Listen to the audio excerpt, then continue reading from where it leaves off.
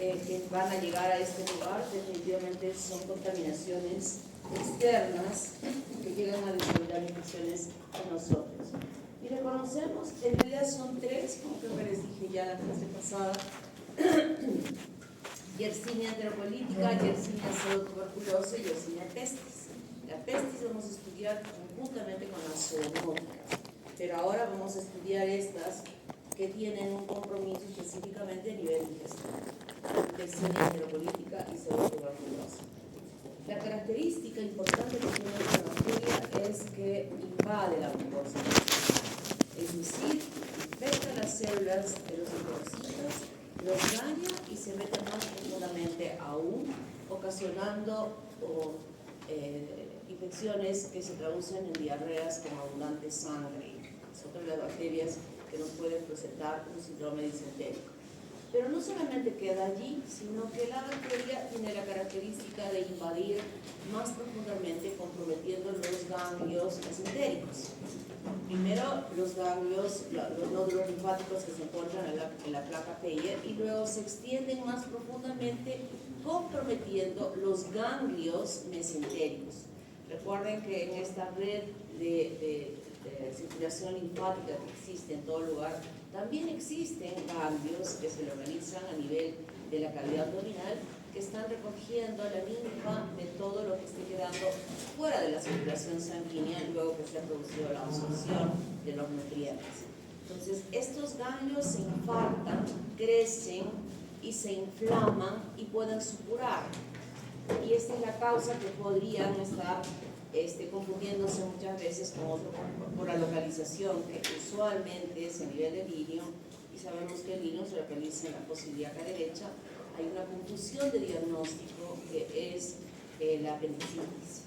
Entonces, este es un cuadro que antes de que hubiesen diversos mecanismos de diagnóstico, de imágenes, muchas veces esta patología era confundida con una apendicitis. Se llegaba a sala de operaciones, se hacía la cirugía y la apéndice estaba totalmente buena, y lo que se encontraba justamente era esta infección ganglionar por la supuración, por la infección y la supuración por esta bacteria. Además, se produce el síndrome de Reiter.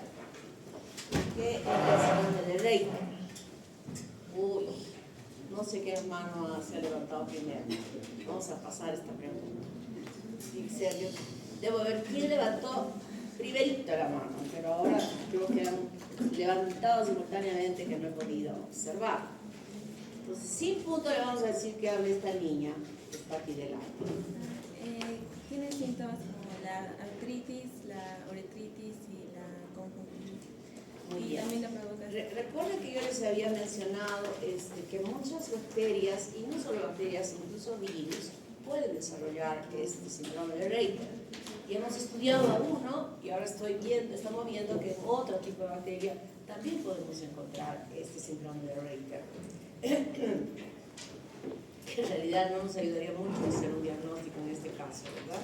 Porque ya estamos sumando a alguien más con esta misma característica y que estaría desarrollándose esto. Esta es la bacteria, y en la clínica puede producir esta enteritis. Cuando digo enteritis, estamos hablando de infección intestinal, y esta infección intestinal traducida en diarrea. Entonces, las enteritis pueden ser producidas por N microorganismos, y se refiere específicamente al intestino delgado. Cuando decimos colitis, nos referimos al colon, pero cuando decimos enteritis, nos referimos a un proceso infeccioso que se está desarrollando a nivel del intestino delgado. Y es inespecífica porque es difícil diferenciarla de otro tipo de microorganismos simplemente por la clínica, porque se traduce igual con diarrea y con sangre y con moco.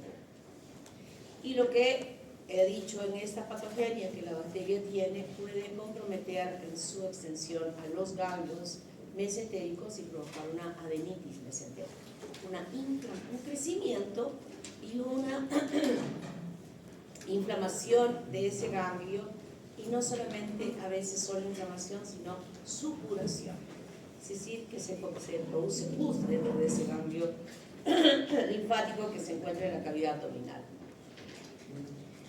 El reservorio de esta bacteria, que también se le considera como una zoonosis, es la Yersinia enterocolitica y la pseudotuberculosa. Estas bacterias pueden encontrarse en el intestino de estos animales y el cerdo es el reservorio de la Yersinia enterocolitica y la rata, el roedor, es el reservorio de la Yersinia pseudotuberculosa. ¿Y cómo uno se contamina?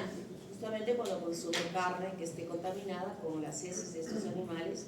En el caso del roedor, usualmente nos referimos a la rata o ratón que está caminando por las casas, se mete ahí en la alacena y puede estar depositando sus secretas y las personas infectarse con estas heces contaminadas con esta bacteria. El diagnóstico se hace a partir de esa diarrea, si es que estamos hablando de la enteritis, pero cuando tenemos aquella confusión del cuadro clínico que estamos equivocándonos en que es una apendicitis, entonces en el proceso de la cirugía errónea que se realiza ya se apertura y el apéndice está bien, pero se observan estos ganglios que se pueden extirpar, algunos de ellos que estén supurando, porque muchas veces incluso ha drenado la supuración hacia la cavidad abdominal, creando ya no solo un problema circunscrito al ganglio, sino puede haber también peritonitis. Entonces se extrae este contenido, se hace el cultivo y puede identificarse a la bacteria. Y a nivel del intestino, en el cuadro, lo que se observa es estas pequeñas ulceraciones. Con la colonoscopía se puede visualizar el daño que la bacteria está desarrollando en esa mucosa. El tratamiento, y hemos dicho que en aquella meseta del sistema inmunológico, en la meseta está se autolimita sola, ¿no? Se autolimita sola, pero en los extremos de subida y de descenso definitivamente tenemos que hacer un tratamiento con terapia antimicrobiana para poder eliminar el microorganismo.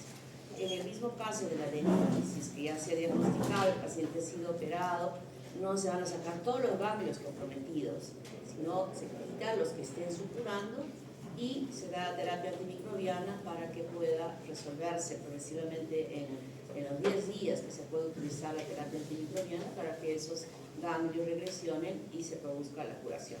Si no hay peritonitis y solamente están los ganglios, siempre se va a crear uno para hacer ese cultivo e identificar la bacteria, pero hacemos el tratamiento para que los demás que están también crecidos involucionen y quede el paciente curado.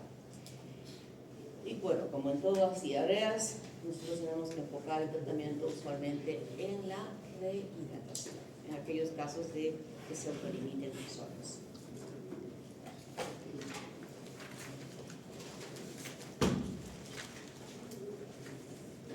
¿Alguna pregunta hasta aquí? Vamos a volar, ¿eh? Tenemos que volar.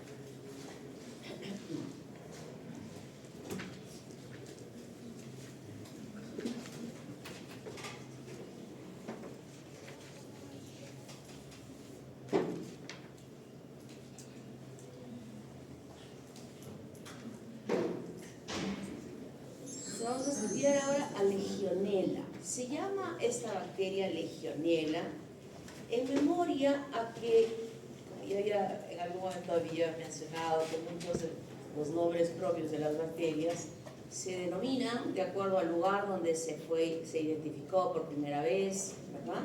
En este caso se colocó este nombre porque hubo una convención de legionarios. Es un grupo que existe en Estados Unidos, igual que por los masones que existen acá, que se reúnen, y estos se reunieron en un hotel en una ciudad de Estados Unidos, donde en los hoteles existen, o sea, van a estar ahí, descansan, tienen habitaciones, pero estos lugares tienen salas o auditorios donde se reúnen, igual que el Sheraton en Lima. Alguna vez, prontamente en el futuro, ustedes van a asistir a congresos en el Sheraton. Uno se puede alojar en el hotel y ahí tiene diversos ambientes para poder hacer estos congresos que se hacen usualmente. Entonces, esta gente que llegó de diversos lugares y los masones, estos legionarios que digo como los masones, eran personas, muchos de ellos mayores, y luego unos días estuvieron ahí en su convención. empezaron a llegar las ambulancias a la puerta del hotel, sacaban en camillas a las personas, sobre todo a las personas mayores, que estaban desarrollando un cuadro de neumonía grave en estas personas mayores. Entonces se identificó a la bacteria, que ya muchos años antes había sido identificada en algunos cuantos cuadros, pero en esta oportunidad ya le denominaron, le pusieron un nombre en memoria a la reunión de estos legionarios, y se le llamó la enfermedad de los legionarios, y a la bacteria Legionella pneumófila. Entonces esta legionela es responsable de ocasionar este cuadro clínico. Es una bacteria gram negativa con un flagelo, con todos los componentes estructurales de las bacterias gram negativas, y dentro de sus características importantes, aparte de tener flagelos y fingias, tiene una proteína que se llama MIC, que es el potenciador de infectividad del macrófago. ¿Qué significa esto? Que puede ser fagocitado por los macrófagos y que a través de esta inclusión dentro de ellos puede ser transportado a diferentes lugares, pero el foco principal de la infección va a ser el aparato respiratorio. Y luego que ha sido fagocitado, esta bacteria produce una enzima que es la legiolisina fosfolipasa C, que rompe la pared del fagosoma, permitiendo que las bacterias se multipliquen en su interior y que luego sea dañada la célula, para traducirse luego en la sintomatología de un cuadro clínico inicialmente respiratorio. Y a partir de este foco, en ese macrófago, las bacterias tienen toda la capacidad de migrar. Entonces es un patógeno intracelular, como mencioné, y que ingresa por la vía inhalatoria formando este fagosoma, donde se van a multiplicar internamente dentro de él, pero luego la célula es destruida. Entonces el órgano más importante del inicio de la infección es el pulmón, donde se va a desarrollar bronconeumonía y neumonía. Entonces estas personas mayores, cuando desarrollan un proceso infeccioso a nivel respiratorio, es usualmente grave. Eso se tiene que meter bien metida en su cabeza. Los problemas respiratorios en la persona, bueno, en realidad todos, ¿no? Pero uno de los procesos infecciosos que hay que tomarle la debida atención de urgencia, es el pulmonar, los ancianos. También a través de ese macrófago que lo usa como vehículo, la bacteria puede llegar a otros órganos, ocasionando la misma secuencia de daño. El daño de destrucción es intracelular cuando ingresa, luego es destruido el fagosoma y empieza a dañar a la célula, que se va a traducir en daño a estos órganos. Entonces en la clínica, como he dicho, que inicialmente ingresa por la vía respiratoria, puede ocasionar infecciones subclínicas. ¿Qué es una infección subclínica? Una infección subclínica es que no traduce síntomas y signos, pero está ahí la bacteria con ellos. O puede ser una cosa súper simple, una tosecita sencilla que aparentemente no traduce una enfermedad, ¿no? Esa es una infección subclínica, sin clínica, sin síntomas, sin signos. Luego está la enfermedad de los legionarios, que ya había mencionado, que es producida por esta Legionella pneumófila, y también produce la fiebre de Pontiac, que se parece a la enfermedad de los legionarios, pero de un curso benigno. O sea, es como una bronquitis no grave, sencilla. Y puede producirse, con este conocimiento que tenemos que puede irse por todo lado, llegar a desarrollar infecciones a nivel de la piel, a nivel del riñón, el corazón, la pericarditis, provocar abscesos. O sea, esa destrucción celular va a traducirse en la formación de abscesos en cualquiera de los lugares donde la bacteria pueda llegar. Pero lo hace a partir de la vía inhalatoria. Entonces, en la epidemiología sabemos que este microorganismo es ubicuo, está en cualquier lugar, pero está más relacionado a sistemas de aspersión, donde en este lugar, por ejemplo, donde se inició este proceso, era una convención. ¿Qué hay usualmente en los auditorios? ¿Qué se enciende en el auditorio cuando hay un montón de gente? El aire acondicionado. Y ese aire acondicionado tiene un sistema que tiene agua para humedecer el ambiente cuando está moviéndose el aire. Y en ese agua se ha encontrado que puede proliferar amebas, o sea, protozoarios. Y estos protozoarios, recuerden que esta bacteria es intracelular, entonces estos protozoarios sirven de medio ambiente para que estas bacterias puedan multiplicarse. Y cuando se produce la aspersión, la distribución en este aire acondicionado a nivel del ambiente, está eliminando en el ambiente las bacterias. Por eso es que al momento de respirar, de inhalar, estas personas empezaron a inhalar esta bacteria. No es frecuente en nuestro medio porque casi no tenemos tantos de aires acondicionados, pero en Lima puede ser frecuente y mucha gente se enferma, pero no es usual que nosotros investiguemos sobre esta bacteria cuando tenemos procesos respiratorios. Más nos enfocamos en que puede ser un Streptococcus pneumoniae o un Piógenes o un Haemophilus influenzae que pensar en esta bacteria. Pero como la terapia antimicrobiana se parece mucho a lo que se usa en ello frente a este también, entonces sin saber se está curando este tipo de enfermedades. Otra forma de adquirir esta infección es en estos sistemas de aspersión también que existen en los grandes supermercados, en el área de las verduras, donde están todas las verduritas y hay un sistema para mantenerlas fresquitas, como las solemos ver, cae como un rocío de agua. Entonces, en ese rocío también están presentes en este líquido que hace esta aspersión, pueden estar presentes estas amebas, y ese es otro mecanismo que cuando uno se acerca a escoger la verdura, inhale igualmente a estas bacterias y se produzca la infección. Y hemos visto su mecanismo de diseminación, que se mete dentro de los macrófagos para poder viajar, y como factor de virulencia muy importante es que es intracelular y tiene esta fosfolipicina C que va a degradar la pared de Cabozón. Y la susceptibilidad del huésped es muy importante.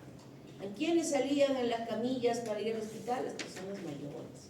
Probablemente en nosotros se formó la enfermedad de Pontiac, en los más jóvenes, que era un cuadro más ligero, pero en las personas adultas, donde su sistema inmune no es bueno, ya fueron afectados. El diagnóstico se puede hacer directamente por diferentes técnicas, pero lo más usado es el método indirecto serológico, es decir, buscar los anticuerpos que están presentes en el suero del paciente frente a esta bacteria. Y la radiografía tiene una característica especial.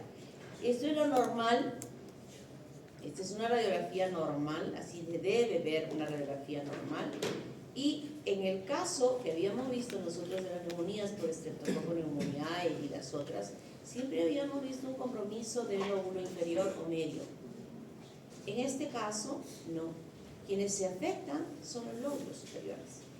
Entonces, para la experiencia y la frecuencia de la identificación de esta bacteria en algunas áreas, esta radiografía puede ayudar a poder confirmar el diagnóstico que se pueda tener.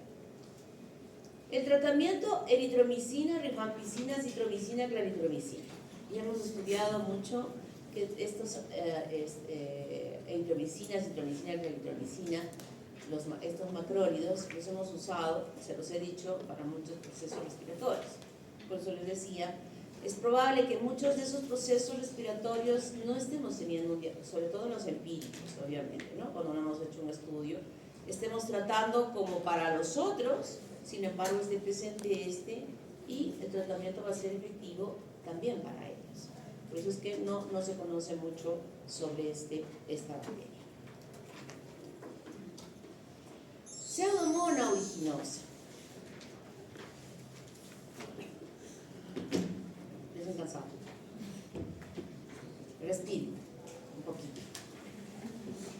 Haga una respiración. Bueno, solo les quiero decir que no hay fin de semana libre. O sea, la primera fase dijimos primera y segunda semana, y no les voy a tomar examen en la primera, les tomo en la segunda, pero ahora no. Es mucho, es demasiado. Esta fase es muy, muy amplia. Incluso vamos a estudiar en la quinta semana virus. Ya empezamos con los virus y vamos a ir hablando de los virus que no son DNA. Entonces solo tenemos 4 semanas para terminar con todo su libro. Bueno, 2/3 partes de su libro. cuenta?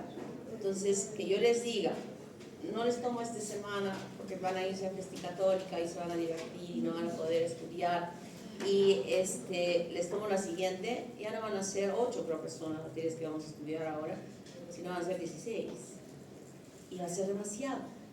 Entonces prefiero, ¿quieren ir a Festi Católica? Claro que tienen que ir, es por ustedes que se hace eso, pero yo también quiero invitarlos a que vayan al club médico a acompañar a su compañera que va a jugar vóley como representante de la promoción, quienes puedan, lamentablemente quienes puedan ir allí al colegio médico, va a ser un poco difícil que puedan llegar a Festi Católica, porque solamente van a poder ingresar hasta las 12 del día. Y como son en 2 polos opuestos, va a ser difícil llegar. Entonces tienen que decidir, ¿voy a aplaudirle a mi compañera o me voy a escuchar a Mesones? A Mesones lo puedo escuchar en la radio, en mi disco, en YouTube. A mi amiga no la voy a volver a ver jugar en otro momento. ¿No?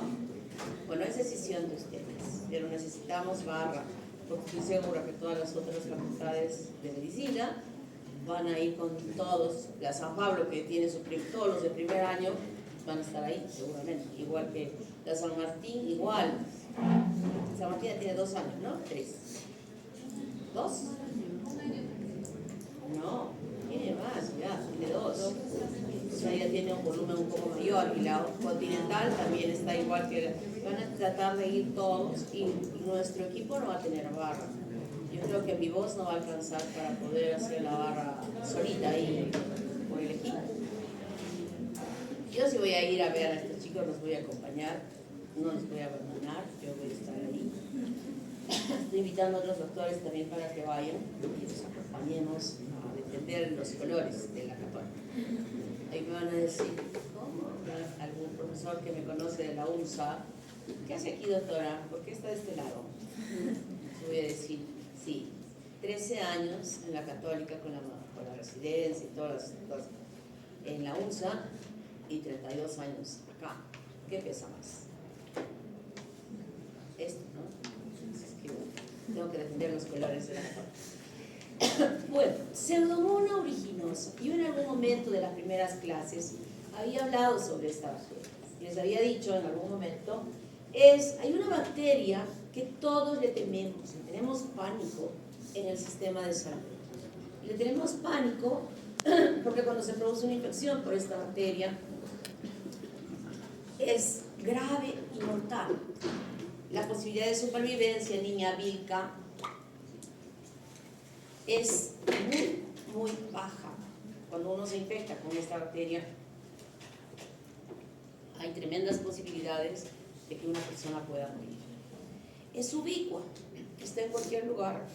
Se encuentra en el intestino de animales y de personas. Entonces ya con eso podemos decir que es recontra ubicua, ¿verdad? Puede encontrar por cualquier lugar. Es oportunista. Nosotros que supuestamente, ustedes más que yo, tienen un sistema buenísimo, es muy difícil que puedan tener una infección por esta bacteria. Pero aquella persona que tiene su sistema inmune bajo, que está hospitalizado, que se ha quemado enormemente, todas estas personas sí son proclives a poder adquirir una infección por esta bacteria. Y lo más frecuente que se llegan a presentar es en las áreas hospitalarias. Entonces, ¿qué características le sumaríamos a esta bacteria si está en las áreas hospitalarias? La resistencia antimicrobiana. Resistencia antimicrobiana, ¿verdad? Y todavía algo más sobre esta bacteria. Tiene una cantidad enorme de componentes estructurales y de componentes extracelulares que utiliza para hacer daño. Habíamos dicho en unas bacterias su lipasa, su amilasa, su ácido hialurónico, ¿verdad? Aquí tiene todititas, ha quitado todititas las bacterias y se la ha cogido y ha sumado muchas más para poder ocasionar daño. Entonces, por eso es que una persona se infecte con esta bacteria, hay que considerar que es muy peligroso y nosotros tenemos que llamar al capellán del hospital para que venga a recibir la confesión de esa persona llamar al abogado para que haga ya el testamento, porque casi en un 90% más las posibilidades de supervivencia van a ser ese 10%. El 90% va a ser que se vaya a morir. Entonces, esta es la bacteria que tenemos terror y pánico. Es un bacilo gram negativo, es chiquito, no es grande, tiene una capa polisacárica que ya sabemos que es el limo, que va a ser parte de su patogenia, y un flagelo polar. Y dentro de los componentes celulares tiene las fimbrias, que ya sabemos para qué sirven, el flagelo igualmente, que va a ayudar a invadir los tejidos vecinos luego que se produce una infección, el polisacárido de envoltura, que primero sirve de adherencia y luego es tóxico para los neutrófilos. Tiene un exopolisacárido mucoide, que está compuesto de un alginato, que también le sirve de adherencia, es como una biopelícula que inhibe la fagocitosis y que inhibe la acción buena que puedan tener los antimicrobianos para destruir a la bacteria. O sea, ni siquiera estoy hablando de resistencia a través de un mecanismo de resistencia, sino inherente ya a su estructura, parte de ella evita que los antimicrobianos puedan actuar sobre la bacteria. El lípido A, ya conocemos todos los efectos que pueda tener el lípido A, y cuando se produce la infección va a ser parte del desarrollo del cuadro clínico. El antígeno O protege a la bacteria del complemento, igual que en otros casos de otras bacterias. Las proteínas del shock térmico permiten adaptación de la bacteria al estrés que se esté desarrollando, le ayuda a sobrevivir y induce una respuesta por el huésped fútil, diría yo. Fútil significa que no sirve, realmente que no sirve. Como factores extracelulares están las enzimas como la elastasa, la proteasa alcalina, que permiten inicialmente una adherencia tisular, invaden los tejidos, al invadirlos necrosa ese tejido, degrada las inmunoglobulinas que estén presentes a nivel de las mucosas o que estén presentes en el tejido y ocasionan daños, específicamente daño a las colagenasas 4 y 7 y daño a los quemados y daño a la córnea. Y esto es grave porque este daño a la córnea se va a dar, yo creo que en algún momento ya habíamos conversado un poco sobre esto del uso de los lentes de contacto, que hay que saber usarlos. Sí, es bonito que cambiemos el color de los ojos, que se ven muy bonitos, pero también, o que las lunas que tienen son muy gruesas, ¿no? Y se ven no bonito que tengan las lunas de sus lentes muy gruesas. Les comento que hoy hay una sustitución para ello, que se colocan lentes intraoculares para estas personas que tienen. No estoy hablando de que le estemos cambiando el cristalino, no, estoy hablando de que esas personas que tienen lentes gordos, gruesos, pueden usar lentes intraoculares para que ya no tengan que usar tremendos lentes y quedan perfectos, muchos sin necesidad ya de usar ningún lente externo, y otros que usen pues lentes más minitos, más delgaditos, ¿no? Entonces, cuando no se utiliza, quien vende estos lentes, el oftalmólogo que recomienda los lentes, dice, primera acción, lavado de las manos.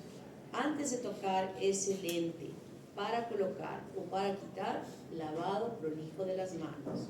El lente debe estar sumergido en el líquido especial que tiene, y ese lente debe ser colocado con todo cuidado en ese ojo para que no haya ninguna acción de infección. Cuando no se sigue estos mecanismos, fácilmente puede contaminarse aún con esta bacteria. Y no, en este caso, lo que va a perder, si hay una atención rápida, de hecho que va a perder la visión.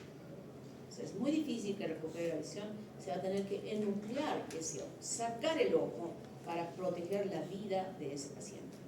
Entonces, y en los quemados, terrible. Esta exposición, ya sabemos que la piel es un mecanismo o es una estructura de protección del cuerpo, ¿verdad? O sea, nos está protegiendo completamente de que algo externo nos provoque daño. Pero cuando se quema, se retira completamente esta epidermis y de acuerdo al tipo de quemadura irán a planos más profundos que se expone todo esto con un medio de cultivo ideal y puede ocasionar infección a ese nivel. La exotoxina A bloquea la síntesis proteica. Esto es muy importante porque igual va a producir necrosis tisular. Esta exotoxina no solamente actúa en el lugar donde se está produciendo la infección, sino puede, a través de la sangre, llegar a extensiones, fundamentalmente a las partes más periféricas de los miembros de manos o pies, que esto podría estar provocando la mutilación de los dedos y progresivamente de los miembros superiores e inferiores. Es citotóxica, ayuda a invadir el tejido, provoca una leucocitosis e induce una formación de anticuerpos contra esta toxina, pero fútil.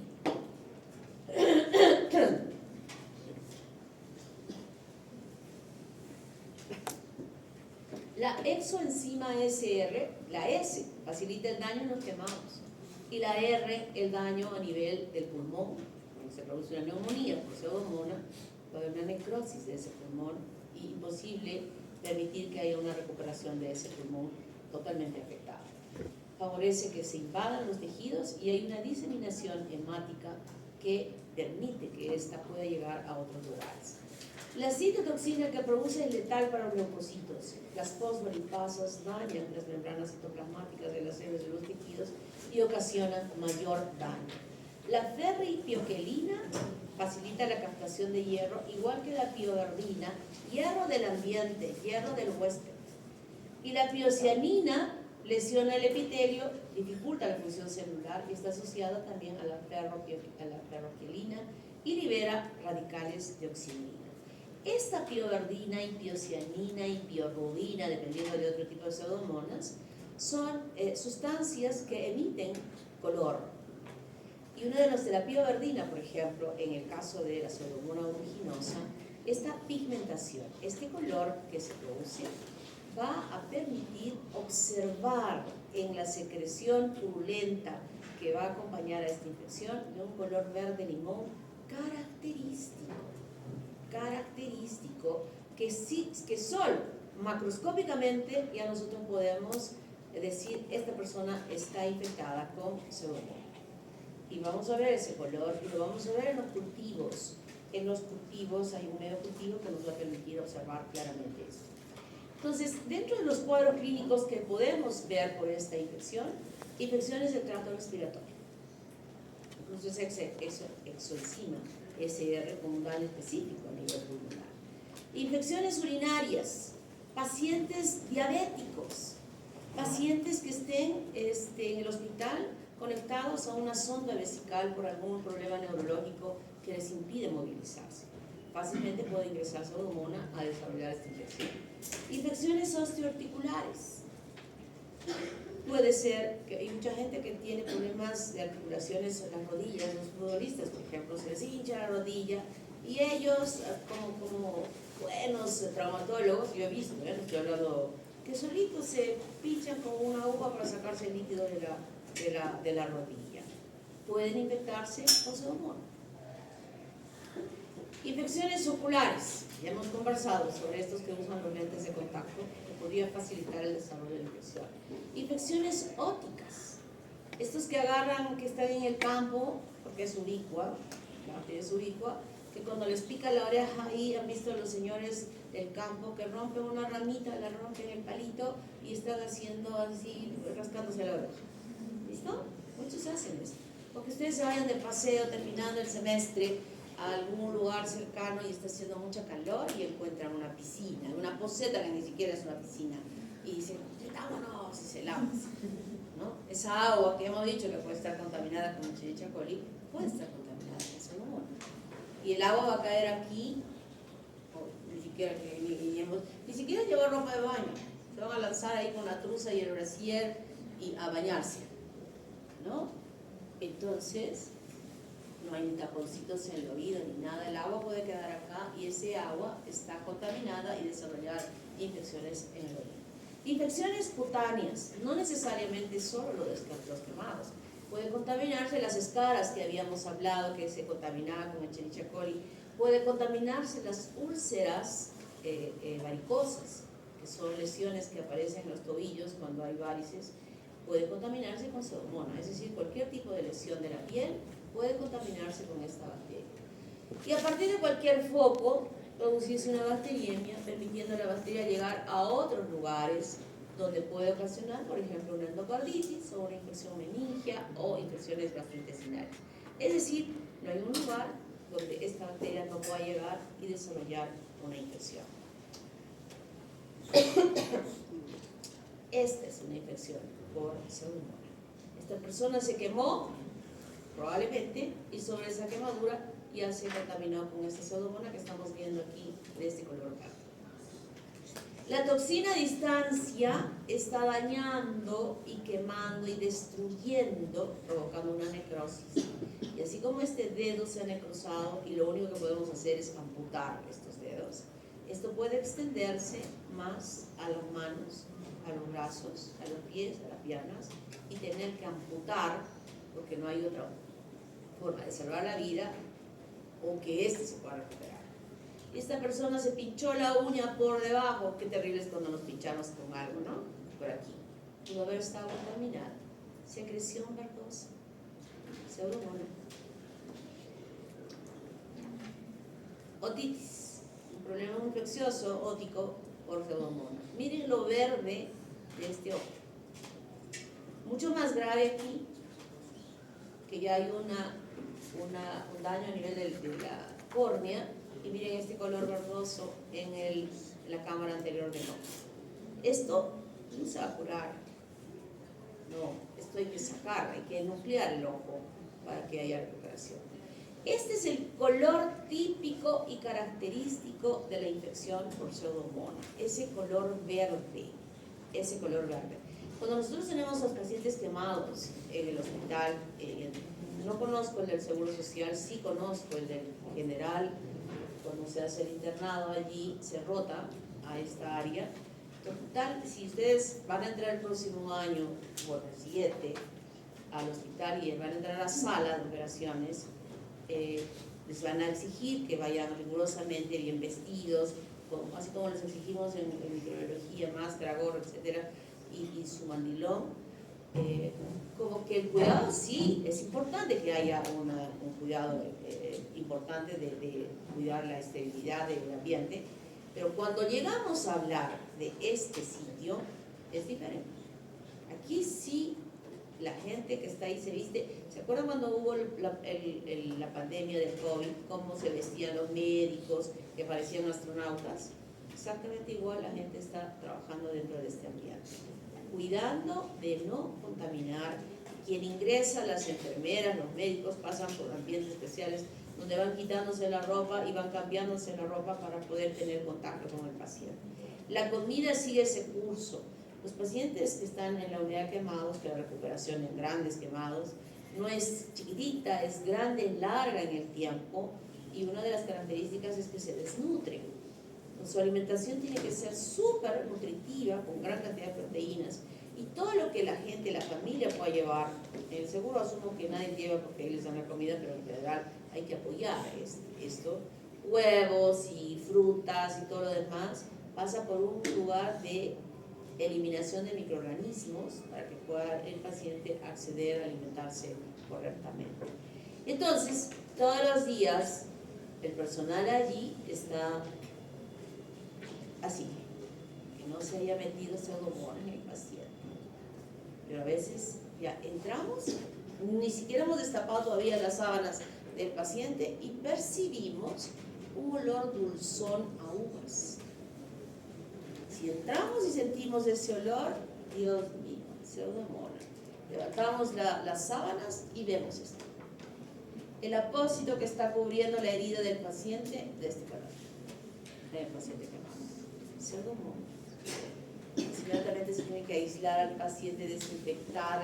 Ya hay áreas ya en el hospital para poder hacer esto y espantamos. Si lo tenemos en hospitalización, no en quemados, de un caso como por ejemplo este no va a estar en el servicio de hospitalización, este es una osteomielitis aperturada, y si está en otro ambiente igual tiene que aislarse completamente, encerrar al paciente, cambiarse de la ropa cada vez que entramos y salimos de ese ambiente en las curaciones que vayamos a realizar, porque es un foco de transmisión y estaríamos poniendo en riesgo la integridad de los demás pacientes. sea que esta es una bacteria que nosotros tememos muchísimo. Esta chica hermosa, bella, era reina de un estado en el Brasil. Yo la veo bonita, pero las mujeres a veces no se ven bonitas, siempre quieren estar más bonitas, y se empezó a hacer una serie de cirugías. Probablemente aumento de busto, porque las brasileras tienen el busto muy chiquito, es característico de las brasileras. Y sé que hasta en los hospitales como el General ponen prótesis mamarias. No son felices con sus glándulas mamarias. Probablemente se hizo algo de esto y como resultado de la cirugía se infectó con la pseudomonas. Tuvo un progreso de daño, todo lo que estamos viendo en las imágenes anteriores se fue dando en ella. Le amputaron la mano, las manos, las piernas, se iba avanzando la infección. No, felizmente murió porque imagínense tan bonita y luego mutilada. Yo digo felizmente porque pobrecita no hubiera podido aceptarse luego de ser tan bonita con todas estas discapacidades, ¿no? Entonces es una bacteria que destruye, a la cual quiero desde este momento que ustedes la respeten y sepan que existe una, que hay que tener mucho cuidado y manejar lo que nosotros tengamos, los casos que tengamos, con mucho cuidado para que no seamos responsables de que se contamine con esta bacteria. El diagnóstico, el aislamiento, la identificación, ustedes dirán, ay doctora, pero si estamos viendo la secreción verdosa y el olor dulzón, ¿para qué la voy a cultivar? Tenemos que cultivar, porque hemos dicho al principio que dentro de sus características es que es resistente a los antimicrobianos. Y al ser resistente a los antimicrobianos, entonces necesitamos hacer un antibiograma para saber, a ver, ¿qué puedo usar? ¿Hay alguito que puedo usar? Y muchas veces no hay nada. Todos los cartoncitos que empleamos, a todos es resistente. Y preguntamos a los laboratorios, ¿hay alguna droga nueva que haya salido para esa bacteria? No. ¿Qué hacemos? Tenemos que llamar al padre para que me dé los santos óleos o que se confiese, porque el pronóstico es muy malo. Y se hace tipado y hacemos la biotipa, la genotipia, pero para nosotros esto es lo importante, la sensibilidad antimicrobiana. Este es el color que vamos a ver en la práctica, en el medio de cultivo, que nos va a ayudar a identificar. No tengan miedo. Se vayan a inyectar. Mientras estén con su mascarita, mientras estén con sus guantes y mientras que salgan del laboratorio con las manos bien lavadas, esta semana, por ejemplo, deben estar lavándose bien antes de salir del laboratorio. ¿Cuántas bacterias de Shigella se necesitan para hacer un cuadro clínico de shigellosis? 10. Con 10. Y un 10 es de haber hecho así. ¿Se acuerdan cuando hicimos el GRAM y de solo hacer así ya salían 800.000 bacterias? Imagínense, o sea, como un roce, una cosita, algo chiquito, les puede dar shigellosis. Y a quien le dé shigellosis, está jalado. Hagámoslo.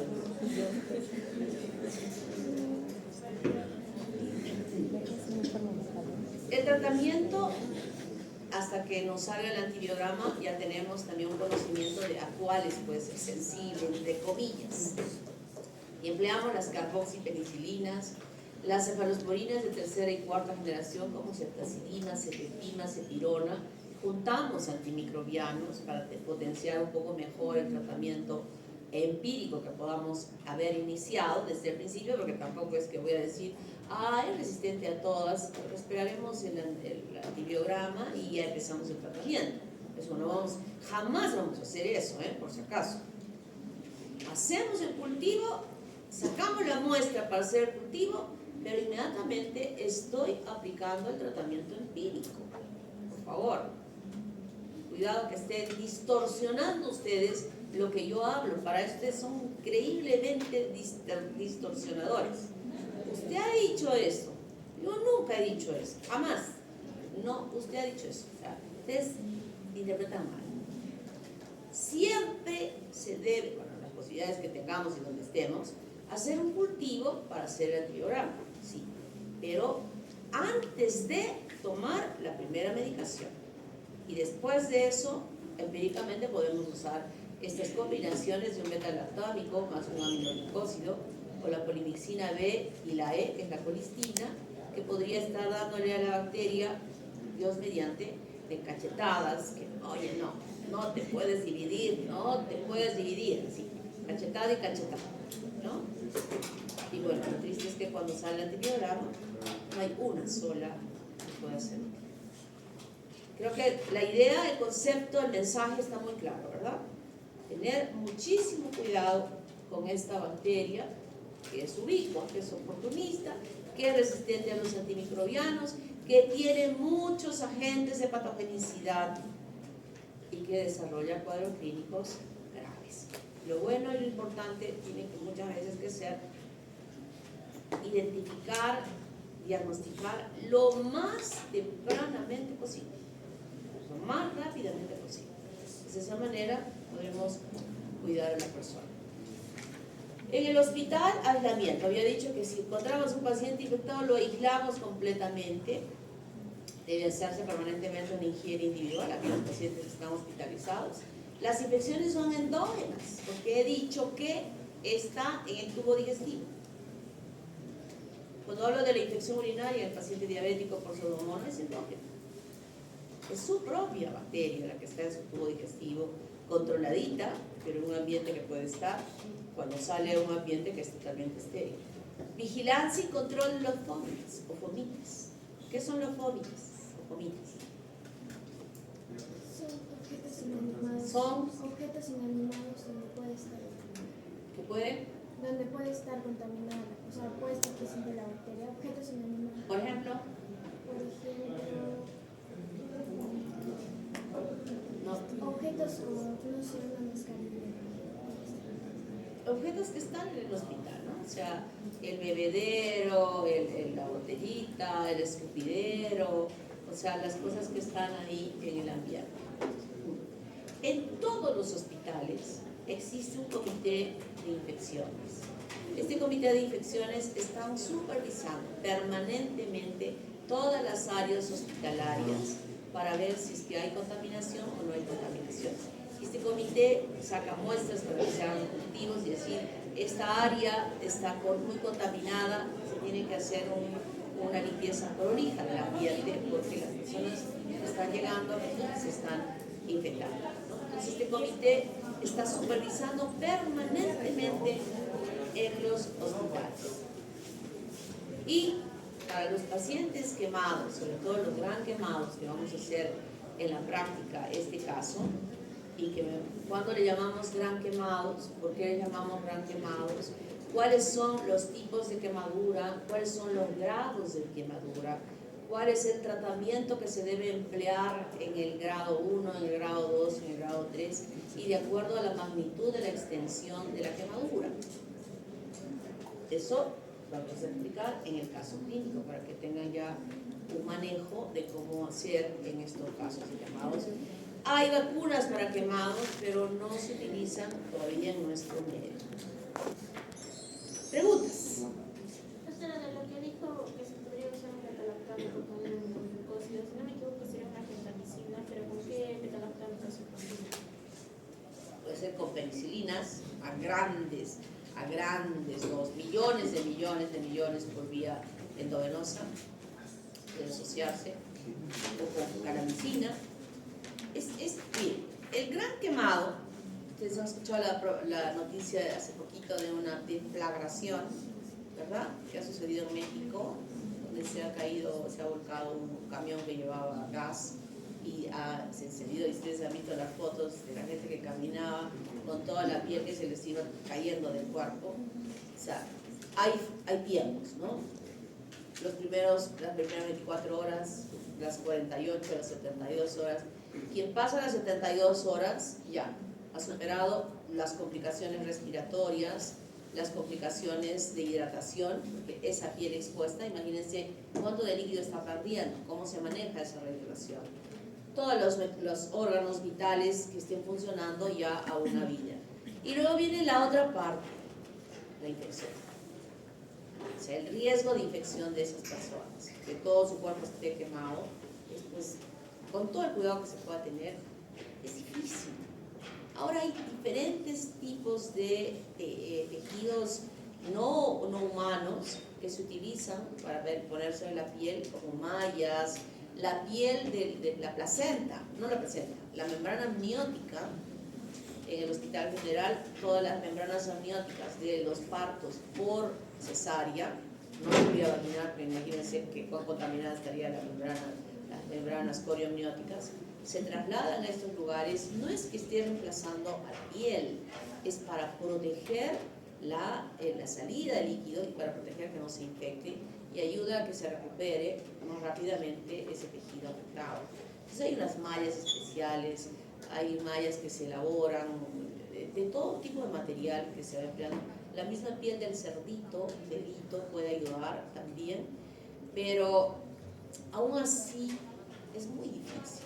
Entonces, esa segunda parte es el riesgo de las infecciones, que pueda permitir la supervivencia de ese paciente. Frente a eso es que se actúa empíricamente y al principio siempre se va a hacer efectivo. Si es que estamos en estos lugares donde hay estos centros de unidades de quemados, siempre va a ser un hospital. Y allí hay la posibilidad de hacer estudios, ¿no? No es imposible tener un gran quemado pues en el pueblo donde ustedes van a ir. Si van a tener una situación de esa naturaleza, de alguien que se ha quemado en extensión muy grande en el cuerpo, lo único que tienen que hacer ustedes es canalizar una vía, cubrir su cuerpo con apósitos estériles lo más que se pueda y luego con una sábana limpia, canalizar la vía, ponerle de repente una máscara con oxígeno si es que es una quemadura respiratoria además, y trasladar inmediatamente al hospital, o sea, en el carro, en lo que sea, de trasladar a ese paciente, acompañando al paciente, de ir cuidándolo en el camino, porque es imposible que eso no poder ustedes tratar. Claro que si viene con la mano quemada o una parte de su cuerpo más pequeña, ustedes van a poder atender en su pueblo sin ningún problema, pero cuando hablamos de grandes quemados, es imposible.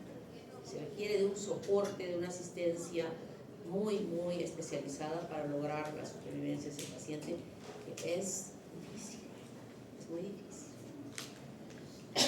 Clexiel. ¿Cuánto nos falta? ¿Un montón?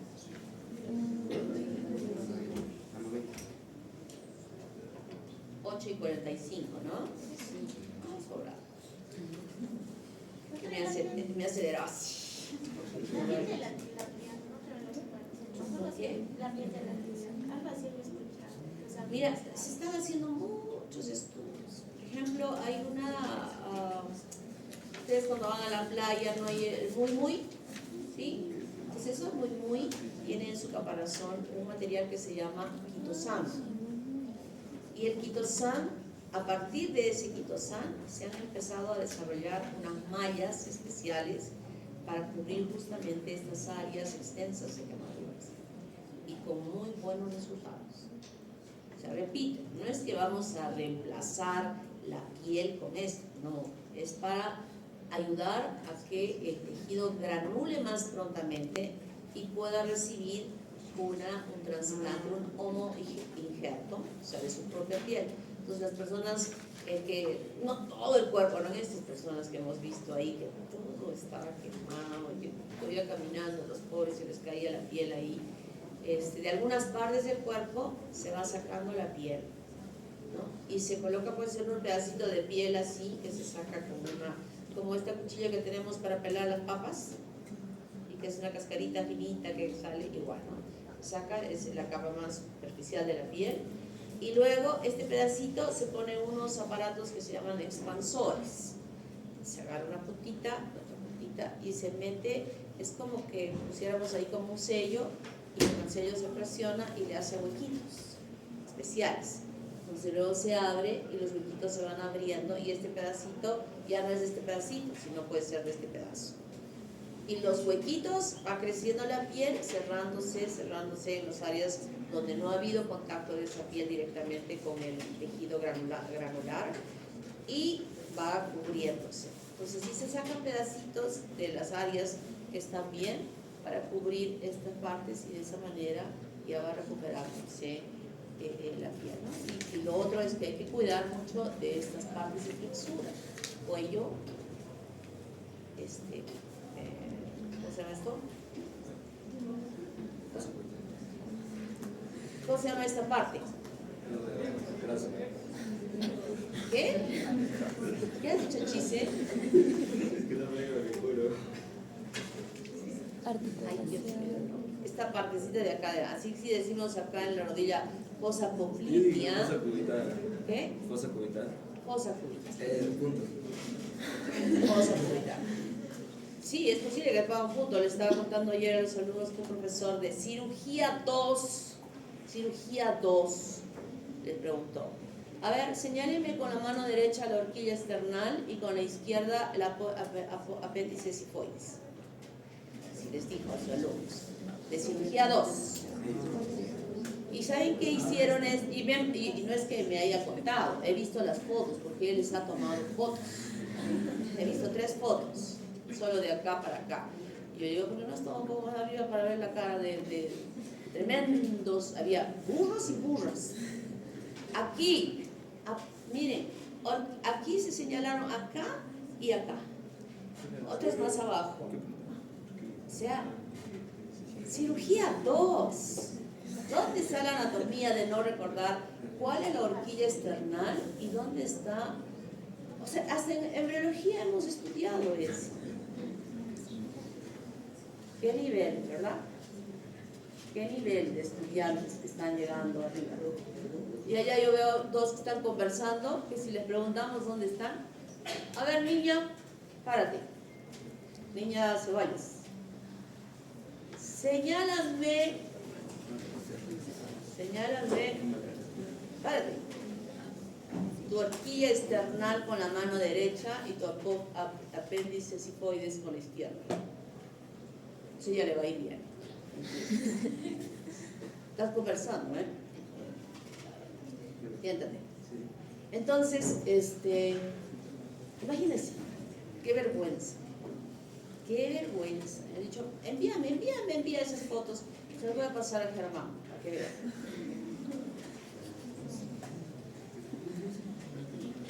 Terrible, terrible. Klebsiella. A Klebsiella ya la hemos conocido, ¿verdad? En sus características bioquímicas, en el cultivo de la Garma Concave, que era lactosa negativa. Que no se moviera inmóvil. ¿Era lactosa negativa? No. Lactosa positiva, si era rosadita. Mucoide, que se extendió y que he encontrado yo placas ahí chorreadas, que no han obedecido a lo que les he dicho. Esta bacteria es muy importante, la hemos estudiado en la práctica como una de las bacterias importantes en el desarrollo de las infecciones urinarias. La práctica de la semana pasada fue identificar aquellas bacterias implicadas en el desarrollo de las infecciones urinarias. En esta semana estamos estudiando aquellas implicadas en el desarrollo de infecciones entéricas, o sea, del tubo digestivo. Para diferenciarlo, por ejemplo, de Enterobacter, esta producía bastante gas. La Klebsiella producía bastante gas, pues era una burbuja. ¿Enterobacter produce más gas o No, Klebsiella? Klebsiella produce más gas, Enterobacter no. O sea, cuando veíamos... ¿Estás segura? Sí, Klebsiella produce más gas. Me acuerdo que había una burbuja grande en el tubo de... A ver, ¿quién produce más gas? ¿Enterobacter o Klebsiella?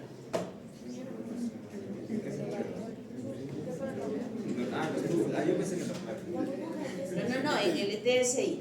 ¿Dónde vieron más gas? Enterobacter. Enterobacter. Enterobacter estaba hasta arriba, ¿no? Estaba empujada hasta arriba. Enterobacter tiene más gas. Miren la característica importante que tiene Klebsiella. ¿Qué es esto? Cápsula. Miren aquí. Y esta no es una coloración de Higgs, es simplemente una coloración de Gram, pero que nos está mostrando el grosor importante que tiene esta bacteria y ese es su agente de patogenicidad más importante que tiene Klebsiella, que es la cápsula. Es un bacilo Gram negativo, no es móvil, fermenta lactosa, por eso es que vemos a la flaquita rosadita, descarboxilalicina y forma colonias mucoides y húmedas que van chorreándose.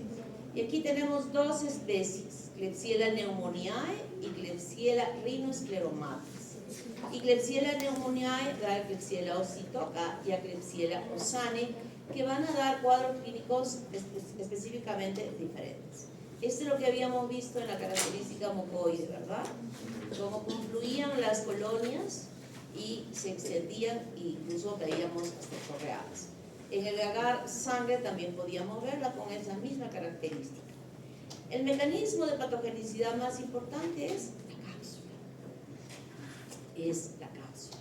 Entonces aquí, como enfermedades que produce esta bacteria, está primero Klebsiella pneumoniae. Neumonía por aspiración. ¿Qué significa neumonía por aspiración? A ver, Paredes. Ocurre más que todo cuando la persona vomita y en vez de salir afuera, pasa a las vías respiratorias. ¿En qué caso Ocurre sucederá más que eso? todo por ejemplo, en personas que borrachas o también que hayan sufrido un traumatismo que haya alterado el encéfalo y hay un estado de conciencia, una alteración en el estado de conciencia. Así es. O sea, esta es las neumonías por aspiración, que no solamente son producidas por esta bacteria, pueden producirse también por otras bacterias como anaerobios que se localizan a nivel de la boca y al momento de que pierden la conciencia pueden vomitar. Los borrachos que cuando llegan a la casa borrachos hay que ponerlos usualmente de cúbito lateral para que cuando, si los tiramos ahí a los hijos borrachos que llegan, ya tírate ahí, no, porque al dejarlos así pueden vomitar y aspirarse y provocar esta neumonía por aspiración. Dime, niño. Doctora, la neumonía por aspiración también se puede dar por una intubación prolongada. Intubación prolongada. Una persona que está intubada puede tener una neumonía. O sea, el tubo está puesto hacia, o sea, a ver que el tubo tiene esta forma, ¿no? Tiene esta forma. Entonces está conectada está aperturándose en la boca. Se apertura en la boca y el tubo está ingresando hacia la tráquea. Entonces, usualmente en estos casos lo que se hace es colocar una sonda a través de la vía respiratoria que llegue al estómago y permanentemente está fluyendo a través de esta sonda el contenido del estómago hacia el exterior. Entonces es muy difícil que haya una aspiración porque el contenido siempre está saliendo de la cavidad abdominal del estómago hacia el exterior. Y el hecho de que esté aquí, o sea, ya es como que estuviera cerrando la salida de un contenido hacia el pulmón. O sea, no se podría producir una neumonía por aspiración. Lo que puede algunas veces, no tanto neumonía, sino que cuando les ponemos incluso aquí el dispositivo de una traqueostomía, que también tiene esta formita así, está yendo hacia la tráquea y viene hacia acá. O sea, la tráquea estaría cerrada por el contenido del tubo y no habría la posibilidad de que pudiera ingresar hacia el pulmón. Difícilmente. Lo que se hace generalmente cuando hay esto, sí hay aumento de secreción y se aspira la secreción, pero de los bronquios, de la tráquea, no específicamente del tracto digestivo. Entonces, esta neumonía por aspiración está relacionada a los serotipos 1 y 2, que pueden provocar esta infección, que es muy importante conocerla. Y provoca un dolor pleurítico intenso. El dolor pleurítico, cuando se produce una neumonía, sienten como que le clavasen una chaveta aquí en el tórax. El paciente refiere eso. Cada vez que respira, cuando él inspira, hace que se pueda expander aquí en las pleuras y el paciente siente un dolor intensísimo, muy, muy intenso. El paciente refiere, siento como que me están metiendo un cuchillo aquí. Y eso se caracteriza en este caso. Esputo espeso y sanguinolento, como la jalea de grosella. La grosella es una fruta. Entonces la mezcla de la pus, del esputo, con la sangre dan este color. Decimos jalea de grosella. El esputo de rumbroso, ¿de quién era? Osorio. Del Streptococcus pneumoniae. Entonces, miren, estos colores que yo voy diciendo no es por gusto. Porque puedo tener la oportunidad de que solo tengo el esputo y no tengo cámara para sacar una radiografía ni nada, y ya puedo con ese esputo decir, aquí puede... Y tengo el antecedente de que eres un borrachoso que probablemente ni siquiera sabe que se ha aspirado. O sea, el que tiene neumonía por aspiración habiendo estado borracho, ni siquiera sabe que se ha aspirado. Se levanta ahí con todas las manchas acá y al día siguiente empieza a tener fiebre. Entonces el antecedente va a ser que nosotros preguntemos a la familia, ¿no? ¿En qué circunstancias, cómo fue? Y la mamá o la esposa nos estarán comentando de esta situación. Y con ese esputo ya nosotros estamos asumiendo que fue una neumonía por aspiración por esta bacteria. ¿Se dan cuenta? Qué importante es conocer estos aspectos porque será nuestra ayuda diagnóstica en situaciones que no tengamos laboratorio ni radiografía. Es muy resistente a muchos fármacos. Y en el caso de la neumonía por aspiración, la mortalidad es alta. El hecho de que sea resistente hace que la mortalidad sea bastante alta. Y las infecciones urinarias que también se producen por Klebsiella pneumoniae están relacionadas a los serotipos 8, 9, 19 y 24, que puede ocasionar este cuadro de infección urinaria, empezar abajo y extenderse hacia la parte superior, ocasionando una pielonefritis.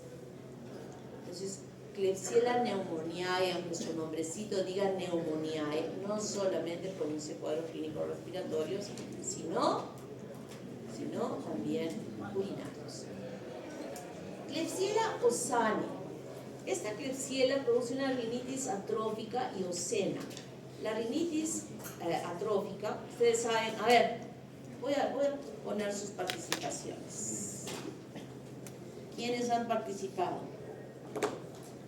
Aquí, en esta fila, la niña Ituza. Después me voy a olvidar. Después me van a engañar. Yo participé, Paredes. Chise, que me está reclamando su participación. Osorio.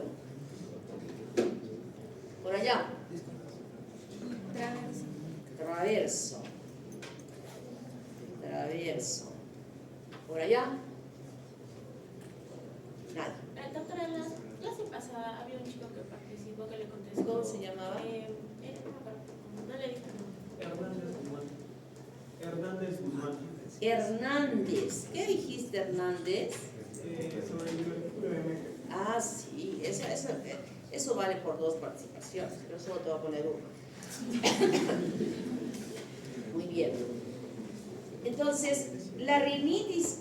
iba a preguntar, ¿cuál es el epitelio de revestimiento del tracto respiratorio alto?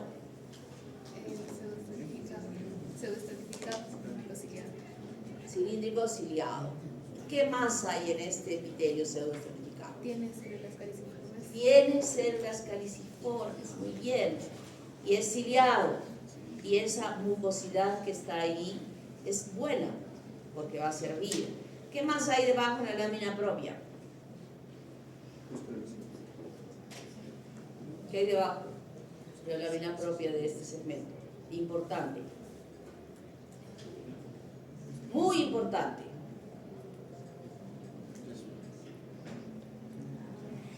A ver. Amani. Filamentos. No, de la lámina propia. La submucosa. Sí, pero ¿qué hay en ese espacio de la lámina propia? Glándulas. No. ¿Qué hay? Vascularización importante. ¿Para qué es esa vascularización importante? ¿Para qué sirve? A ver, la misma. Para calentar el aire que respiramos. O sea, es importantísimo que existe ahí, porque ese calentamiento del aire va a proteger que lo frío ingrese dentro, que es lo que puede causar una serie de problemas. Ella es la niña.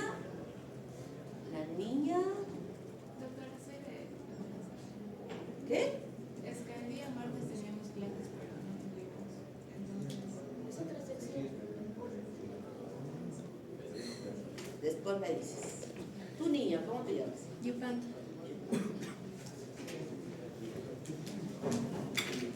Muy bien. Entonces, esta rinitis atrófica significa que todo ese epitelio que lo hemos descrito muy bien no funciona, se atrofia, se está atrofiado, no tiene cilios, la mucosa, el epitelio ya está hasta probablemente cambiado, no hay moco, etc, etc, etc. Y esto va a provocar que se establezca esta infección, y al establecerse esa infección va a salir una secreción purulenta por la fosa nasal que se llama ocena. Y esa ocena tiene una característica. Aparece ahí como esos chiquitos que tienen moco verde que les aparece aquí en el borde de la nariz, pero ya no es un chiquito, puede ser una persona mayor, y es un olor muy desagradable.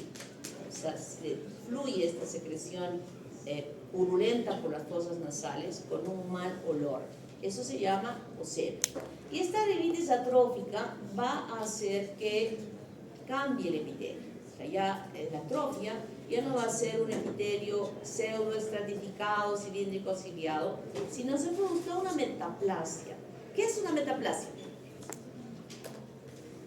Es cuando un tejido se transforma, muta a otro tejido totalmente diferente que no le corresponde. Cuando una célula cambia a otra célula. Eso se llama metaplasia. Entonces, metaplasia es que esta pseudo, que dice escamosa. ¿Qué tipo de célula será la escamosa? Plano. Es un epitelio plano. O sea, de ser pseudoestratificado es plano. Eso se llama metaplasia. Entonces, ese epitelio plano tiene cilios, tiene glándulas, tiene células, no las tiene. Por eso se produce esta rinitis. Y las glándulas también que están ahí abajo se van a atrofiar. ¿Quién me dijo glándulas en antes? Pues te voy a aceptar, pero no era lo que quería que me dijeras. ¿Cómo te llamas? Pinto Suárez. Pinto Suárez. Vamos a aceptar esos glándulas, ¿no? Eso se llama, o eso se produce por la Klebsiella ossani. Y la Klebsiella rhinoescleromatis produce el rinoescleroma. Oma, ¿qué significa oma? Tumor. Oma es tumor. Entonces, rinoescleroma es un tumor. Nariz. Rinoescleroma es un tumor que se desarrolla en la nariz. Inicia como un catarro común y luego empieza a desarrollarse una inflamación granulomatosa. ¿Qué significa granulomatosa? Eso deben saberlo. Que pues empieza a producir como gránulos. Eso han estudiado en histología. Granulomatosa significa que forma gránulos. Sí, pero ¿qué es granuloma? ¿Qué es un granuloma? Creo que si no me equivoco es cuando los macrófagos se unen, forman las células gigantes. Exactamente. O sea, una reacción granulomatosa es que los macrófagos se unen y van formando células gigantes, y es una estructura circunscrita por linfocitos que van alojando internamente a los microorganismos en la parte central. Y esta es una forma, por ejemplo, que se desarrollan las infecciones por la tuberculosis, el granuloma tuberculoso. Pero en este caso estamos hablando de una inflamación granulomatosa que se desarrolla en las vías nasales por la presencia de esta bacteria, formando masas tumorales. El estudio de la biopsia de este tejido que ha podido ser eliminado muestra macrófagos espumosos, células gigantes y bacilos encapsulados. Y estas masas tumorales van obstruyendo la luz de la nariz, y es más, pueden salir externamente. Miren, aquí hay una infección, incluso en la piel en este niño, y aquí está en estos gránulos, como se ve, como las masas van creciendo, se van desarrollando. Miren, aquí hay otra masa, e incluso salen externamente fuera. Y esta es la ocena, esta pus purulenta que sale por la nariz cuando se produce la infección. O sea, no solo Klebsiella produce infección urinaria o problemas neumológicos, sino que también puede ocasionar estos problemas a nivel de las fosas nasales. El tratamiento: ciprofloxacina, trimethoprim, sulfametoxazol, cefalosporina pseudohormónica de tercera generación y rifampicina. Pero, he dicho, hay una buena cantidad de estas bacterias que son resistentes a los antimicrobianos. Entonces hay que hacer un buen cultivo para corregir o adicionar un buen tratamiento para resolver el problema, sobre todo en los problemas de neumonías por aspiración. Helicobacter pylori. ¿Esta es la última?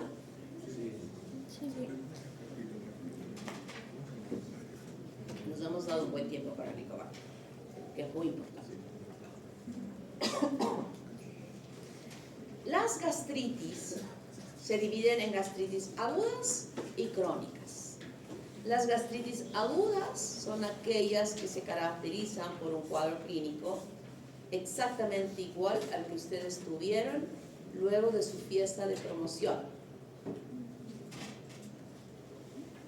Mira, Pinto se ha sonreído. Ahora, Pinto, nárranos, ¿qué pasó después de tu fiesta de promoción? Acidez, vómitos. ¿Qué? A ver, otra vez, fuerte, fuerte. Vómitos. Acidez en el estómago. Acidez en el estómago. ¿No? Todo el día siguiente con resaca. Ustedes sus fiestas de promoción son increíbles, ¿no? La fiesta, luego el adobo y van hasta el ceviche al mediodía. Un poco más ya no sé qué va a pasar la pizza a la noche del día siguiente. ¿Es así? ¿Fue así con ustedes? Claro que fue así.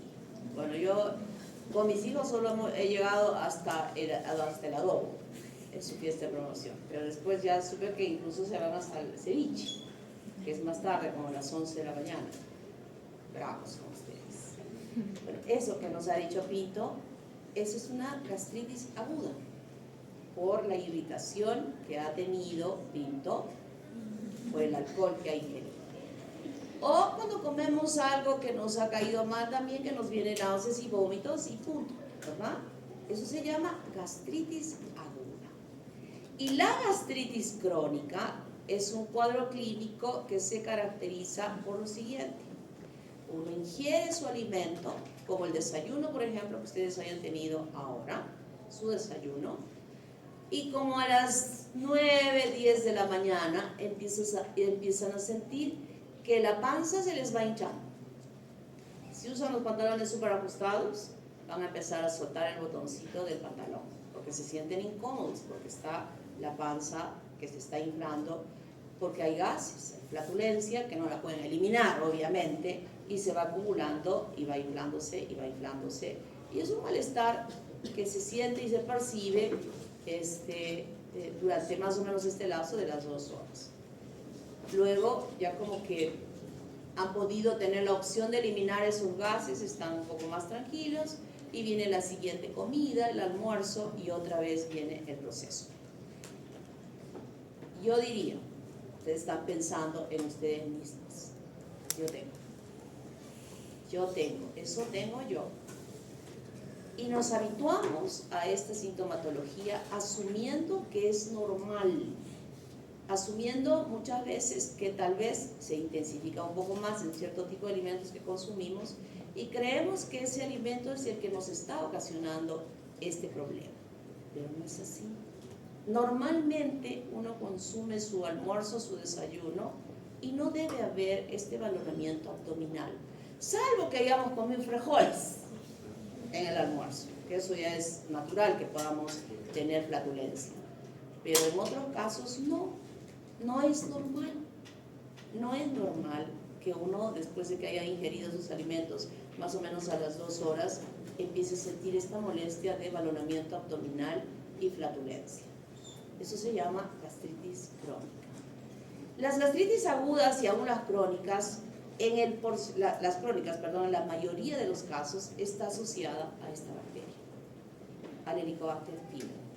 Pero también tenemos que pensar que hay otras causas que se producen gastritis, por ejemplo, en aquellos casos que los pacientes sufren de alguna patología que es necesario el uso de AINES, antiinflamatorios no esteroideos, que los tienen que consumir diariamente, por ejemplo, las artritis reumatoideas o por cualquier otra patología, que esa medicación está sostenidamente irritando la mucosa gástrica, ocasionando este mismo cuadro de la gastritis crónica. Pero en la mayoría de los casos que no utilizan ninguna terapia antimicrobiana ni reumatológica ni nada, que se presenta este cuadro, ya se han hecho múltiples estudios y que quien está presente en ella es Helicobacter pylori. Esto sabemos más o menos de este conocimiento que progresivamente se ha ido avanzando. No es más de unos 30, 35 años que recién se ha asumido, pues se le da la importancia y progresivamente ahora sí, en cualquier libro, en cualquier literatura y aún en muchas poblaciones ya se ha aceptado como causante importante la gastritis a Helicobacter pylori. Las escuelas americanas dicen no tanto, las escuelas japonesas dicen sí, definitivamente sí. Y lo malo de esta bacteria no es que solamente produzca gastritis crónica, sino que en la evolución de los años produzca cáncer gástrico. Y los japoneses aseguran en la escuela japonesa, porque en el 100% de las muestras de los estómagos que han sido operados por cáncer gástrico, se ha podido identificar a Helicobacter pylori. Entonces, no es una bacteria cualquiera, es una bacteria que hay que tomarla muy, muy en cuenta, y con esta información que les estoy alcanzando, de decirles, miren, esto es así, esta molestia es gastritis crónica y puede ser producida por esta bacteria, y que en el tiempo puede producir cáncer gástrico, es para abrir las orejas, ir a su casa, preguntar a sus papás, a sus familias, tal vez un poco mayores, sobre esto, y motivarlos a que se hagan estudios correctos. ¿Está claro? Hace 3 días tuve una paciente que vivía en Estados Unidos y me contactó y me comentó que iba a venir el esposo después de tiempo porque su papá se había puesto mal. Entonces ya pasó el hecho y le digo, ¿por qué le pasó al papá de tu esposo? Doctora, el papá de mi esposo la llamaron porque estaba con una hemorragia digestiva y finalmente se murió. ¿Pero cuál fue la causa? Dice que tuvo unas úlceras y cuando le hicieron el diagnóstico estaba con cáncer gástrico. Fue rapidísimo, bajó de peso en los últimos meses y fue rapidísimo. Oye, pero no, fue él al hospital, sí tenía su seguro, en el seguro. ¿Y qué le decían? Le dieron solamente, por la molestia que tenía, le dieron solamente omeprazol y unos líquidos blancos. Y no le hicieron una endoscopia. Esto, o sea, cáncer sí es verdad que viene poco a poco, pero hay cositas que van avisando. Por ejemplo, esa bajada de peso en una persona mayor sin una motivación, alguna ingesta que come bien y baja de peso, es una alarma. Y estoy hablando del seguro social en Lima, que supuestamente de aquí se va mandando a pacientes para que se vean allá y que no tuvieron la precaución de poder hacer una mejor evaluación. Y se les pasa a muchos. ¿Quién estudió en el Sofiano? ¿Hay alguien del Sofiano? Había una profesora hace unos años que todos los días, o sea, tenía estas molestias y se iba al seguro y salía cada mes con su bolsa de pastillas. Omeprazol, ranitidina, etcétera, etcétera, etcétera. Y al siguiente mes igual, 1 año, 2 años, la señora yendo así. Hasta que un día empezó a vomitar, y no paraba de vomitar. Fue al hospital, diagnóstico, y alguna obstrucción intestinal que está provocando el vómito. Hay que operar inmediatamente. Se ve que aquí los intestinos se han amontonado. La operan, la abren, un cáncer gástrico que se había extendido en la cavidad abdominal. La volvieron a cerrar, no tuvieron más que ir a hacer nada. Y murió al poco tiempo. O sea, iba al seguro. O sea, no se fue a un chamán para que le diera sus matecitos ni nada por el estilo. Iba al seguro.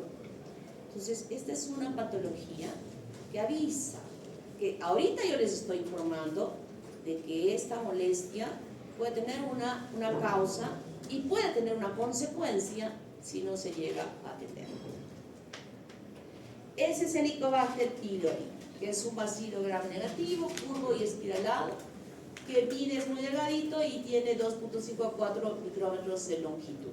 Tiene 4 a 6 flagelos uniculares muy importantes en su patógeno. Aquí hay las gástricas y no gástricas del género Helicobacter, nos importa solo el pylori. ¿Cuáles son los determinantes de patogenicidad? La movilidad. ¿Cómo ingresa esta bacteria? A través de contaminación de agua, de verduras y del beso.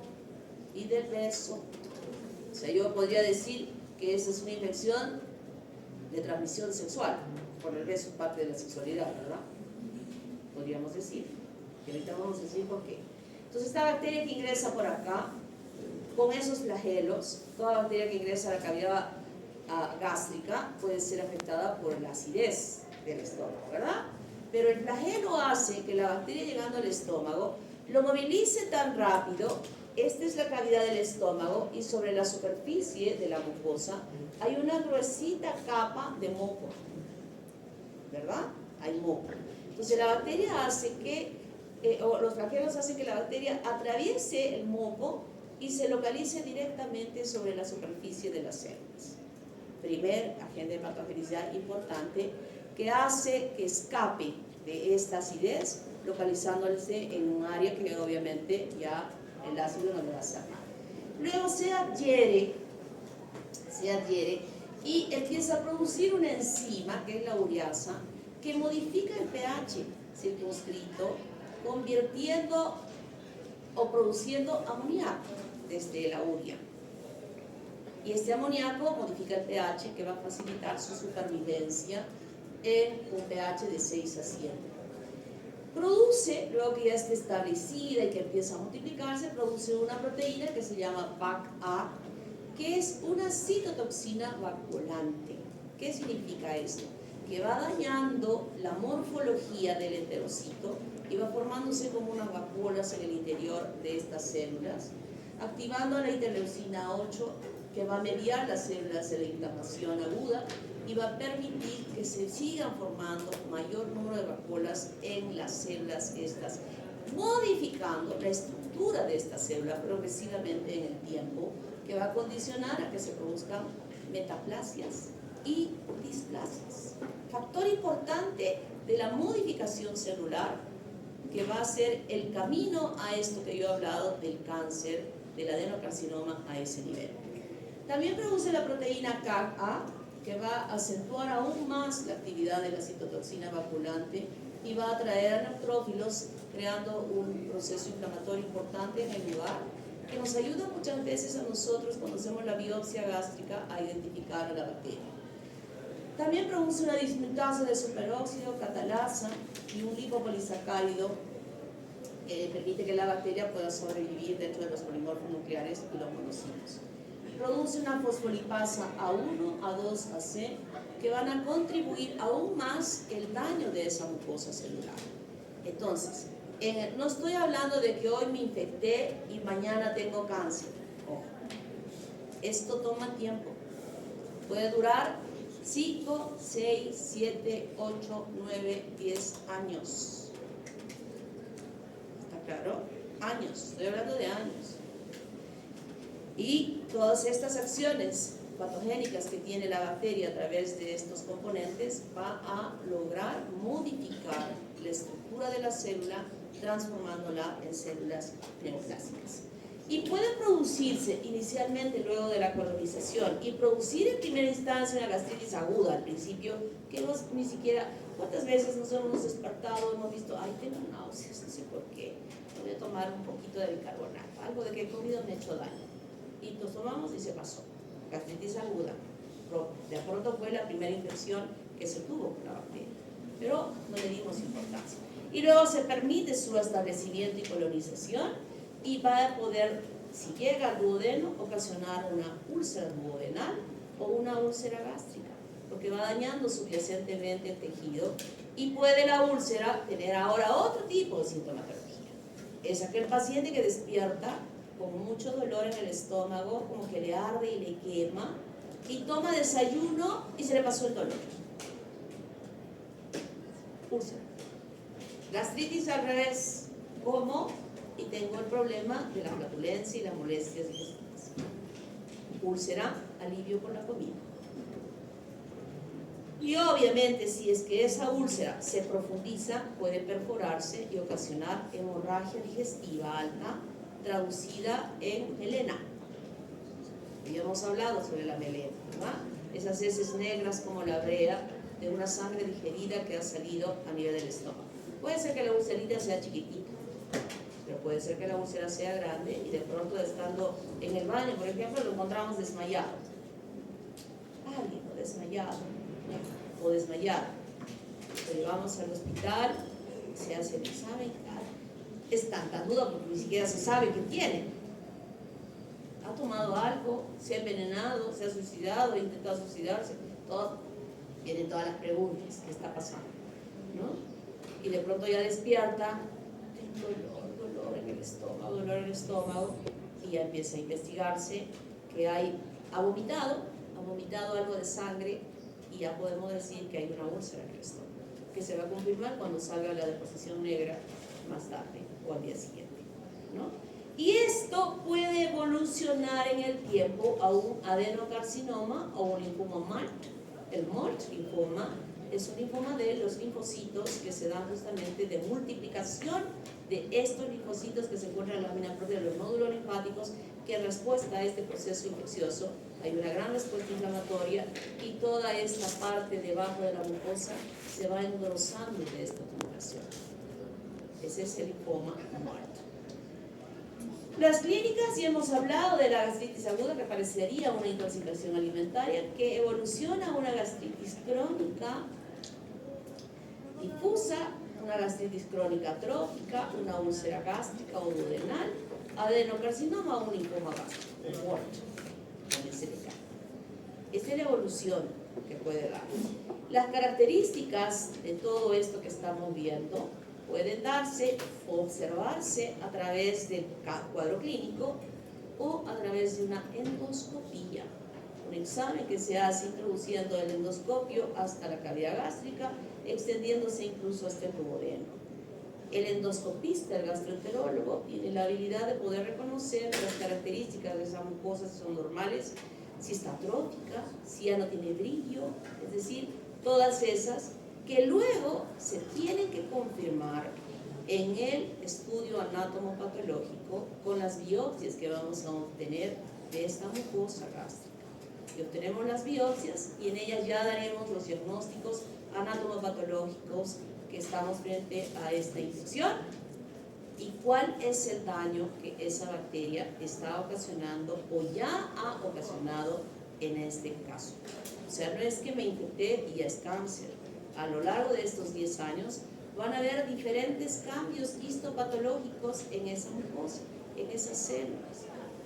Metaplasia, displasia, cáncer a lo largo del tiempo. Y entonces es el estudio que a través de la endoscopía podemos ver de una gastritis crónica. Miren cómo se engruesan, cómo está todo pálido, ya no se ve muy como el estómago, cuando normalmente parece una alfombra de terciopelo, que se nota una capita superficial, pero aquí ya no se ve nada de eso, más bien se ve edematoso, ya no hay ni pliegues atróficos. Entonces, el endoscopista toma las muestras de estas áreas para hacer el estudio anatomopatológico y el endoscopista puede sacar muestras e incluso ya procesarlas en su mismo consultorio con diversas pruebas para identificar la presencia de la bacteria. Ojo, no basta identificar la presencia de la bacteria. Eso me dice una parte. Lo más importante cuando se tiene este cuadro clínico es que tiene que haber un estudio anatomopatológico de la biopsia para saber qué daño hay en esa mucosa. Ya hay metaplasia, displasia, o de repente ya hay un adenocarcinoma in situ. Y de acuerdo a ello se realizará el tratamiento correcto para evitar la progresión a algo más grave. Diagnóstico puede ser endoscópico directo, diagnóstico endoscópico indirecto y diagnóstico no endoscópico. El directo es que vamos a hacer el estudio de la endoscopía y vamos a hacer una biopsia, vamos a sacar pedacitos de tejido para enviar al anatomopatólogo y estaremos nosotros en el laboratorio. Ahora en la práctica hemos llegado hasta acá. No cultivamos, vamos a ver las láminas de estas biopsias y vamos a identificar la presencia de la bacteria que se ve en ella. No hacemos el cultivo microbiológico que se puede hacer en agar sangre, en agar chocolate o en agar brucela, y este tiene un objetivo importante: el antibiograma. Cuando vemos un paciente que está infectado con esta bacteria y estamos viendo que está reiteradamente, a pesar de haber hecho el tratamiento que se le va a aplicar, sigue y persiste con la sintomatología, le volvemos a hacer una endoscopía y seguimos encontrando la bacteria, ahí hacemos el cultivo. O sea, no estamos usando un esquema correcto para el tratamiento. El diagnóstico endoscópico indirecto es el que hace justo lo que les decía el endoscopista en su laboratorio. Tiene las pruebas para hacer la prueba de la ureasa, que se va a pintar, saca el tejido, le echa el reactivo, se pinta de color rosadito fucsia, como no habíamos visto, dice, tiene Helicobacter pylori, pero no sabe cuánto daño ha hecho en esa mucosa. Eso es microscópico. Entonces, para mí esto no vale, porque puede tener el médico la osadía de, con este tratamiento, con este diagnóstico, ya dar un tratamiento que probablemente tal vez no sea el correcto, porque no sabe si es que ya hay displasia o metaplasia o de pronto cáncer. Y el diagnóstico no endoscópico se hace en suero o en saliva, donde puede haber anticuerpos que se puedan detectar en ella, o pruebas especiales que se hacen.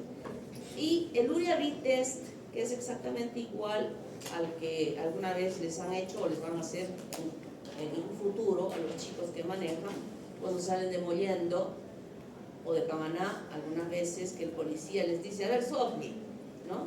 Un domingo por la tarde cuando están retornando de la playa, y soplan, y al soplar se puede detectar la presencia de, con el reactivo, los dispositivos que se tiene, la presencia de la bacteria. ¿Cuándo usaríamos nosotros esto o los anticuerpos?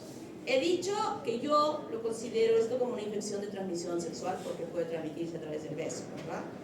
Entonces, en los tratamientos que se hacen a una persona que tiene sintomatología, no solo se le debe hacer el tratamiento a esa persona, sino a su pareja. Y a la pareja le podemos hacer estas pruebas, porque algunos dicen, ¿qué te pasa? Yo estoy bien, a mí no me duele el estómago, pero puede ser un portador. Y si no corregimos a la pareja que le transmite a través del beso, fácilmente la persona se va a volver a reinfectar. Ojo, hay un craso error en que muchas personas piensan que luego que se han hecho este tratamiento una vez, ya se curaron para toda la vida. No. ¿Es posible que les dé neumonía varias veces? Sí. Esto es igual. Pues esto es igual, no significa que uno no pueda infectarse nuevamente, y es más, todavía es sensible a la acción de la bacteria a desarrollar una gastritis crónica. Porque hay gente que está, este caballerito, el esposo, de repente, que le hemos encontrado en el test positivo, ni le arde, ni le duele, ni de nada, así nada. Le hacen una endoscopía, su estómago está perfecto, no pasa nada. Entonces, las personas que sí les va a pasar pueden tener algún problema de fondo en sus genes que hace que pueda ser más lábil a que la bacteria pueda ser daño. Esta es una coloración especial de una biopsia de mucosa gástrica de plata, y miren cómo vemos aquí al fondo de la glándula como un nido de Helicobacter pylori. Esto es lo que vamos a ver en la práctica, no esta, sino con HI, pero eso es lo que vamos a buscar, las imágenes de la bacteria que se ven en ella. El tratamiento. Hablar sobre el Helicobacter pylori no se agota, no se acabaría. Es mucho lo que podríamos hablar, y ustedes tienen que leer bien en su libro. Antes, esta pobre señora que les contaba la profesora de este colegio de hace años, le daban a la señora esto, bismutol y antiulceroso, pero nunca le dieron esto. Mensualmente le daban esto y la bacteria siguió multiplicándose y ocasionando daño. Entonces el tratamiento para esta infección tiene que tener estos tres componentes: antibacterianos, bismuto y antiulcerosos. Y hay diferentes esquemas que ustedes nos los van a proponer en la práctica, en el caso clínico, y el tiempo que se debe emplear de acuerdo a lo que se encuentre en la biopsia. No es lo mismo que simplemente tenga la presencia de la bacteria como una gastritis crónica superficial o erosiva o atrófica, es diferente. ¿Cuánto tiempo es que tiene que tomar el tratamiento? ¿Y cuáles son los esquemas que se emplean? Cuando uno te trata con esto hace años, era así un choclo de pastillas que iba tomando día a día. Al principio incluso se sienten las molestias de tanta medicación, pero progresivamente va sintiéndose cada vez mejor. Pero son días. Entonces nos van a decir cuánto tiempo dura el esquema, cuáles son las drogas que se emplean actualmente, que se están utilizando para el tratamiento de ello. Entonces en la epidemiología es una infección que se transmite por vía oral o por vía de alimentos o agua y por saliva a través del beso. Y cuando digo saliva, me estoy refiriendo a esto, no solo beso.